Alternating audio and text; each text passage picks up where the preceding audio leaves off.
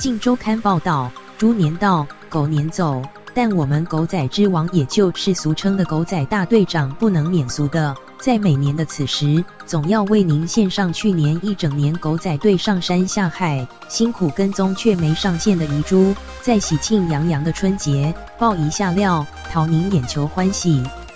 他是反骨男孩的孙生，同时也是淫魔男孩孙生。这可不是冤枉他，大家把眼球往机车上的贴纸上移动一下，上面不正写着内有淫魔吗？而且你可以再靠近一点，贴纸上整句话如下警告：内有淫魔 ，OHMY baby。A 片放映中年轻人就是年轻人，怎么可以曝光自己的真面目呢？平平是穿吊嘎型上衣，不知道为什么，大家的目光焦点就是会往 Akimi 的长辈那边飘过去。有人说 Akimi 身上穿的不是吊嘎，而是女性型上衣，好吧，算你对。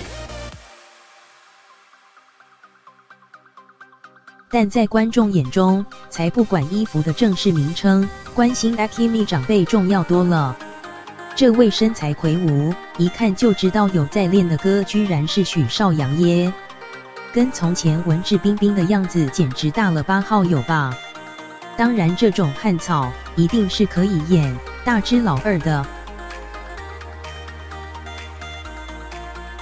不过现在距离刘德华大只佬上映已经隔了10几年了，如果有幸拍续集，应该是大只佬78比较正确。